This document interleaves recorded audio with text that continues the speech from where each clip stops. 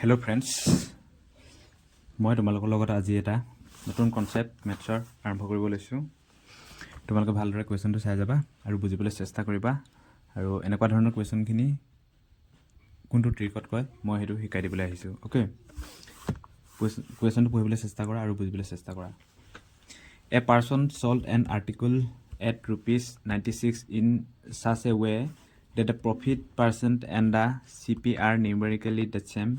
Find the cost price of article. কি কৈছে কোৱেশ্চনটো? এজন ব্যক্তিয়ে এটা বস্তু 96 টকাত বেচিলে লাভৰ শতাংশ আৰু কিনা দাম সাংখ্যিকভাৱে সমান। ওকে, বুজি পাইছেনে? এজন ব্যক্তিয়ে যেতিয়া এটা বস্তু 96 টকাত বেচে তেতিয়া লাভৰ শতাংশ আৰু কিনা দামটো সাংখ্যিকভাৱে সমান হয়। হা, বস্তুটোৰ কিনা দাম কিমান হ'ব সেইটো উলিয়াব দিছে। এনেকুৱা ধৰণৰ কোৱেশ্চনখিনি হা, এজন ব্যক্তিয়ে যেতিয়া এটা বস্তু কিনিলে লাভৰ শতাংশ আৰু কিনা দাম যেতিয়া সাংখ্যিকভাৱে সমান কয় এইটো দিয়া থাকে হা, বা profit percentage and the CP are numerically the same, এই ৱৰ্ডটো চেণ্টেন্সত থাকে তেতিয়া এনেকুৱা ধৰণৰ কোৱেশ্চনখিনি কেনেকৈ কৰিব লাগে মই সেইটো শিকাই দিব বিচাৰিছোঁ। ওকে, প্ৰথমতে চাবা ইয়াত 96 টকাত বেচিলে বুলি কৈছে হা, এই 96 হা, 96 টকাত বেচিলে কৈছে। এই 96টো এনেকুৱা দুটা সংখ্যাত বনাব লাগে হা,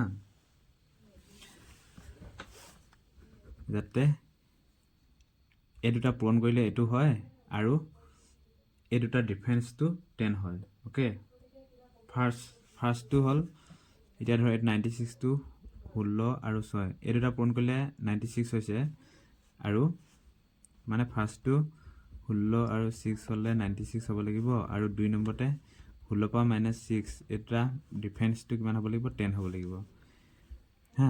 ওকে, এতিয়া ইহঁতৰ ডিফাৰেন্সটো কিমান হ'ব 10। ওকে, এতিয়া এনেকুৱা ধৰণৰ কুৱেশ্যনখিনি ইয়াত CPটো কি হ'ব, ইয়াত যদি আমি 0 এটা দি দিওঁ হা, ইয়াত যদি 0 এটা দি দিওঁ এইটো কি হ'ব, এইটোৱে CPটো হ'ব হা, কিনা দামটো এইটোৱে হ'ব, কিনা দাম বা CP। ওকে, একেবাৰে ইজি।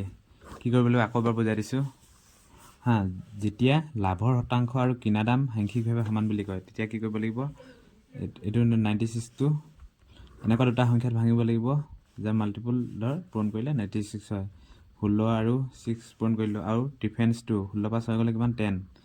তাৰপিছত তেতিয়া সৰু সংখ্যাত যোনটো থাকে এই সৰু সংখ্যাটো তাত 0 এটা লগাই দিব লাগে, এইটোৱে এনচাৰটো হৈ যায়। ওকে,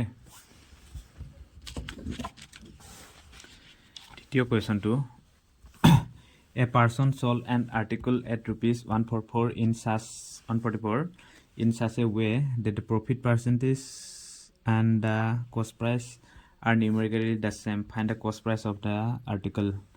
এজন ব্যক্তিয়ে এটা বস্তু 144 টকাত বেচিলে, লাভৰ শতাংশ আৰু কিনা দাম সাংখ্যিকভাৱে সমান হয়। কিনা দাম কিমান উলিয়াব দিছে, কষ্ট প্ৰাইচ। একেই কুৱেশ্যন 44টো এনেকুৱা এটা সংখ্যাত হেৰি কৰিব লাগে।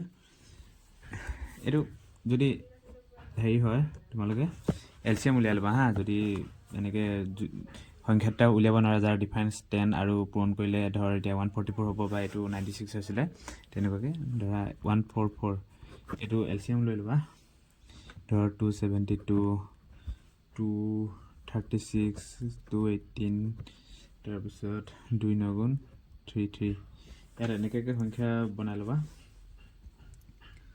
2 দুগুণ 4 4 গুণ 8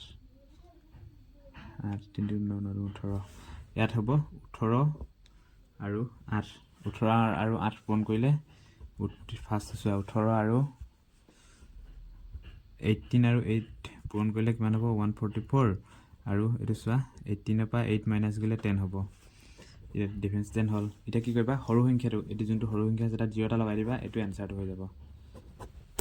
ওকে, একেবাৰে ইজি।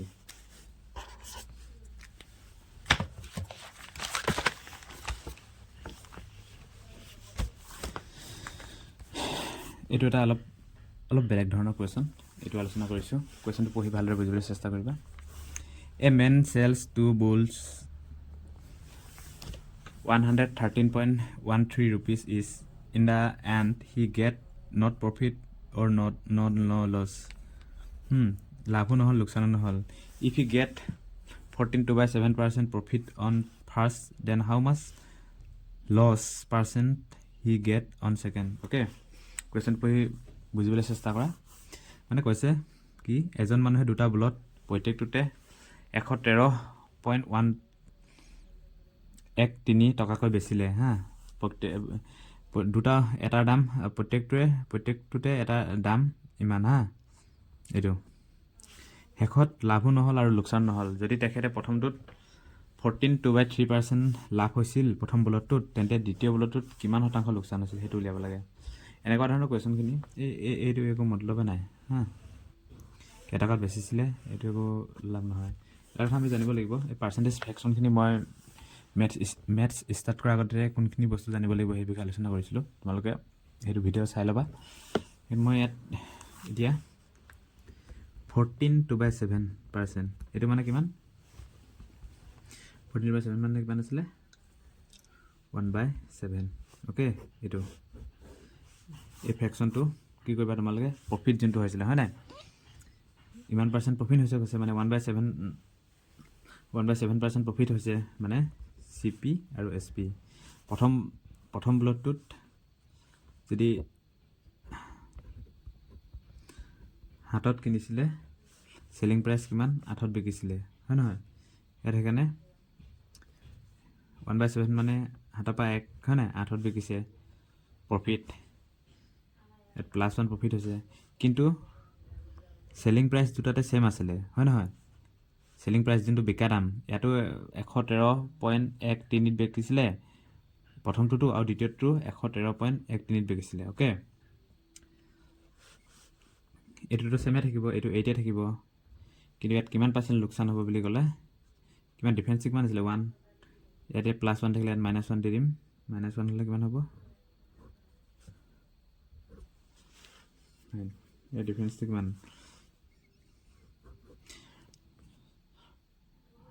এইটো ছেম থাকিবলৈ, এইটো নট বেচিলে নট কিনিলেহে এইটো CP, নট কিনিলেহে এইটো ছেম হ'ব. 8ত বিকিব, ডিফাৰেঞ্চ 1 হ'ব. অ'কে, এতিয়া এইটো হৈ গ'ল. এতিয়া কিমান পাৰ্চেণ্ট লছ বুলি ক'লে? 1 নট 1 9 ইনটু যদি আমি 100 দিওঁ কিমান হ'ব এনচাৰটো? 11 1/9%. অ'কে, এনেকুৱা ধৰণৰ কুৱেশ্যনখিনি তোমালোকে এনেকৈ কৰিবা. অ'কে, এইটো কেলৈ এনেকৈ কৰিলোঁ? প্ৰত্যেকটো বস্তু দুটা ব্লটো কিমানত বেকিছে? 113.13 এইটোতে বেচিছে. অ'কে, 113.13 এইটোতে বেকিছে, সেইকাৰণে এইটো 88 ছেমে হ'ব লাগিব. ইয়াত +1 আছে ডিফাৰেঞ্চটো, এইফালে যদি ডিফাৰেঞ্চ 1 হয় 9ৰ পৰা এইফালে 8. অ'কে, দ্বিতীয় কুৱেশ্যনটো MN sells to bull 9,327 rupees is হা 9,327 টকাত প্ৰত্যেকটোতে বেচিছে. অ'কে, মানে চেলিং প্ৰাইচটো আমি ছেম ৰাখিব লাগিব. এইটো লিখাকৈ আমি চেলিং প্ৰাইচটো ছেম ৰাখিব লাগিব. In the end he get no' profit no' loss হা. শেষত সি একো প্ৰফিটো নাই হোৱা, একো লছো নাই হোৱা কৈছে. If he get 16.3% profit on the first, then how much loss percentage he get on the second. প্ৰথমটোত কিমান পাৰ্চেণ্ট প্ৰফিট হৈছিলে, তেন্তে কিমান লোকচান হ'ব সেইটো আমাক উলিয়াব দিছে. অ'কে, একে কুৱেশ্যন এইখিনি মনত থ'ব লাগিব. 16/2% এইখিনি ফ্ৰেকশ্যনখিনি মনত থ'লে তোমালোকে 16/2/3% মানে কিমান? 1/6. ইয়াত CPটো কি হ'ব আৰু SP, আৰু এইটো এটা CP ছেকেণ্ডটো. CP 6ত যদি কিনিছিলে 1/6 প্ৰফিট হ'বলৈ হ'লে ইয়াত 7ত বেচিব. চেলিং প্ৰাইচটোতো দুটাটো ছেম থাকিব, এইটো ফাৰ্ষ্টটোত এইটো ছেকেণ্ডটো. চেলিং প্ৰাইচ এইটো ছেম থাকিব লাগিব. ইয়াত +1 হ'লে ইয়াত -1, ইয়াত কিমান দিব? 8ৰ পৰাহে যাব. অ'কে, এতিয়া 1 হৈছে 8, 100 কিমান হ'ব? এইটো 12%. অ'কে,